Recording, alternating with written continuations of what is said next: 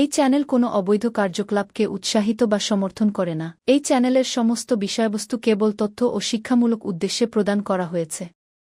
যদা যদা হি ধর্মস্য গ্লানির্ভবতি ভারত অভ্যুত্থানমধর্মস্য তদাত্মানং সৃজামি। পরিত্রাণায় সাধুনাং বিনাশায় চ দুষ্কৃতং ধর্ম সংস্থাপনার্থায় সম্ভবামি যুগে যুগে। নমস্কার বন্ধুরা, জ্যোতিষী এবং তন্ত্রবিদ শান্তনু বন্দ্যোপাধ্যায়ের অডিও ইউটিউব চ্যানেলে আপনাদের স্বাগত জানাই। এখানে শ্রী শান্তনু বন্দ্যোপাধ্যায়ের বহুল প্রচারিত জ্যোতিষ টোটকা এবং ফলাফল আপনাদের সুবিধার জন্য তুলে দেওয়া হলো। এখানে আপনারা অডিও ফরম্যাটে নানা রকম রিপ্রেজেন্টেশন হবে গ্রাফিকের, তার মাধ্যমে আপনারা এই ভিডিওগুলো দেখতে পারবেন খুব সহজেই। যারা যারা জীবনে নানান সমস্যায় জড়িয়ে পড়েছেন এবং সহজ সমাধানের পথ খুঁজে পাচ্ছেন না, তারা দ্রুত যোগাযোগ করুন আমাদের এই বুকিং নাম্বার। দেখবেন তলায় স্ক্রোলে বুকিং নাম্বার যাচ্ছে। আমাদের বুকিং নম্বর হলো 9830143048। সকাল 11টা থেকে সন্ধে 7:30 মানে 7:30 পর্যন্ত এর মধ্যে আপনারা ফোন করবেন। প্রেম, বিয়ে, বিচ্ছেদ, চাকরি, ভাগ্য, রাশি, যে কোনো সমস্যায় দ্রুত যোগাযোগ করুন এই নাম্বারে। নাম্বারটি ভালো করে দেখুন এবং নিচের স্ক্রোলগুলো ভালো করে আপনারা ফলো করুন। মাটির প্রদীপের একটি টোটকায় ঘরে কিন্তু প্রচুর অর্থের সমাগম হতে পারে। মেনে চলুন মাটির প্রদীপের এই টোটকা। মাটির প্রদীপ শুধু অন্ধকার দূর করে না, এর সঠিক ব্যবহার আপনার জীবনের বাধা কাটিয়ে সৌভাগ্য নিয়ে আসতে পারে। ঋণের সমস্যা মেটাতে বা অর্থপ্রাপ্তির যোগ বাড়াতে মাটির প্রদীপের এই সহজ টোটকা আজকে আপনারা নিজের বাড়িতে গৃহে চেষ্টা করে দেখতে পারেন। বাঙালি সংস্কৃতিতে মাটির প্রদীপ খুবই পবিত্র। ঠাকুর ঘরের কোণে প্রদীপ জ্বালানো শুধু অন্ধকার যে দূর করে তা নয়, বরং শুভ শক্তিকে ফেচ করে, ডেকে আনে।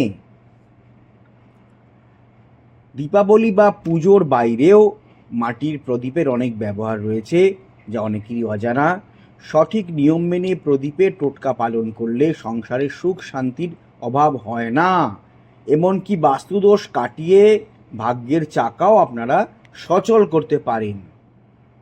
সংসারে যদি অভাব লেগেই থাকে কিংবা হাতে টাকা না আসে, যদি সংসারে প্রবল বাধা তৈরি হয় এবং অর্থ সমাগম বন্ধ হয়ে যায়, তবে মাটির প্রদীপের একটি সহজ টোটকা কাজে লাগান। রোজ রাতে শোবার আগে রান্নাঘরে একটি মাটির প্রদীপ রেখে দিন। এই প্রদীপটি জ্বালানোর কোনো প্রয়োজন কিন্তু আপনাদের নেই। মনে করা হয় রান্নাঘরে খালি প্রদীপ রাখলে হঠাৎ করে অর্থ আসতে পারে। এর ফলে অলক্ষ্মী বিদায় নেয় এবং ঘরে মা লক্ষ্মীর আশীর্বাদ বজায় থাকে। এই সাধারণ নিয়মটি মানলে অযথা খরচ কমে যায় এবং আয় বৃদ্ধি পায় এবং সঞ্চয় দিনে দিনে বাড়তেই থাকে। পরিবারের সদস্যদের মধ্যে সারাক্ষণ অশান্তি বা মনের যদি মিল না থাকে, যদি মনোমালিন্য ঘটতেই থাকে এবং মনের মিল না হয়, তাহলে আপনি একটা কাজ করতে পারেন। সোমবার দিন একটি টোটকা পালন করতে পারেন। একটি নতুন একটি মাটির প্রদীপে পরিষ্কার জল নিন, তাতে অল্প হলুদের গুঁড়ো মিশিয়ে দিন। এতে কি হয়, পারিবারিক কলহ সম্পূর্ণরূপে বন্ধ হয়ে যায় এবং পরিবারের সদস্যদের মধ্যে ভাব ভালোবাসা, পারস্পরিক সাহচর্য বৃদ্ধি পায়। হলুদ মেশানো জলের ওই প্রদীপটি বাড়ির ঈশান কোণ অর্থাৎ উত্তর পূর্ব কোণে রেখে দিন। এর প্রভাবে বাড়ির সব নেগেটিভ এনার্জি দূর হয়ে যায় এবং পরিবারের সদস্যদের মধ্যে যদি কোনো বিবাদ থাকে তাহলে সেই বিবাদের অন্ত ঘটে, অর্থাৎ শেষ হয়, সেই বিবাদ আর চলে না। মাথায় যদি ঋণের বোঝা চেপে থাকে কিংবা পাওনা টাকা ফেরত না পান, তবে একটি পুরনো মাটির প্রদীপের টোটকা এক্ষেত্রে করে দেখতে পারেন। একটি পুরনো মাটির প্রদীপ নিন, সেই প্রদীপের ভিতর কিছুটা হলুদ সর্ষে ভরে আলমারির পিছনে লুকিয়ে রাখুন। খেয়াল রাখবেন যেন এটি সহজে কেউ দেখতে না পায়, লুকিয়ে রাখবেন। সর্ষে ভর্তি ওই প্রদীপটি লুকিয়ে রাখলে আটকে থাকা টাকা দ্রুত ফিরে পাওয়ার সম্ভাবনা তৈরি হয়, ঋণ মুক্তি ঘটে, এবং যদি আপনি কাউকে কোনো অর্থ এবং সম্পত্তি ধার দিয়ে থাকেন, সেই ধার আপনি ফেরত পেতে পারবেন। যদি দীর্ঘদিন সে ধার আপনি ফেরত না পেয়ে থাকেন, এই টোটকাটি করার ফলে কিন্তু আপনার অনেক সুবিধা হবে। ঋণের দায় থেকে মুক্তি পাওয়া অনেক সহজ হয়ে উঠবে, এবং নিষ্ঠাভরে এই যে কটি আমি নিয়ম বললাম, সেই নিয়মগুলো যদি পালন করতে পারেন, প্রদীপের কয়েকটি সহজ টোটকা, তাহলে কিন্তু আপনাদের জীবনে অনেক রকমভাবে, নানা রকমভাবে অর্থপ্রাপ্তি ঘটবে, দুঃসময় কেটে যাবে, পারিবারিক কলহ বন্ধ হবে এবং ঋণ মুক্তি ঘটবে।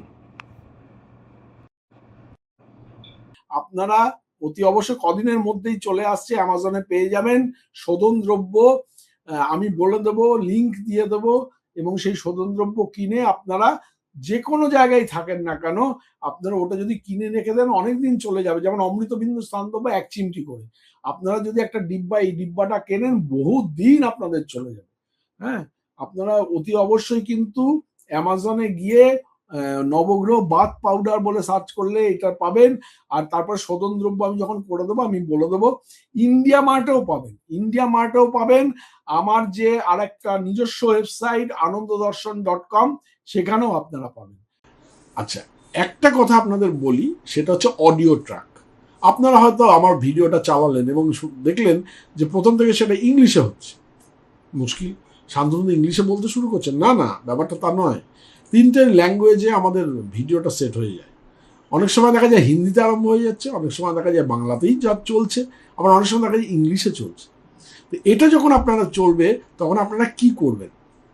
কিচ্ছু না, ভিডিওর যেটা চলছে তার ঠিক ডান দিকে দেখুন কোনায় একটা চাকার মতো একটা সাইন আছে, একটু ক্লিক করলে দেখতে পান চাকার মতো সাইন আছে। সেই সাইনটাকে ক্লিক করবেন। ক্লিক করার পরে দেখবেন নিচে অডিও ট্র্যাক বলে একটা লেখা দেখাচ্ছে। ওই যে বারটা আসবে, বারের নিচে অডিও ট্র্যাক আছে, ওই অডিও ট্র্যাকটা ক্লিক করবেন। ক্লিক করলেই দেখবেন ওখানে বেঙ্গলি অরিজিনাল দেখাবে, যেখানে হয়তো হিন্দিতে চলছে, হিন্দি নিচে রয়েছে, কিন্তু বেঙ্গলি অরিজিনালে আপনারা ক্লিক করে দেবেন। যদি বেঙ্গলি অরিজিনালে ক্লিক করে দেন, তাহলে কিন্তু আপনারা বাংলাতেই আবার আমার কথাটা শুনতে শুরু করবেন। হ্যাঁ, সুতরাং চিন্তা করার কোনো কিছু নেই। এই যে আমি স্ক্রিনে দেখিয়ে দিলাম, এইভাবে আপনারা অডিও ট্র্যাকটাকে জাস্ট চেঞ্জ করে নেবেন। হ্যাঁ, অডিও ট্র্যাকটা চেঞ্জ করলে আপনারা আবার পুনরায় আপনারা বাংলায় বা ইংলিশে বা হিন্দি থেকে আপনারা বাংলায় ফিরে আসতে পারবেন। যাই হোক।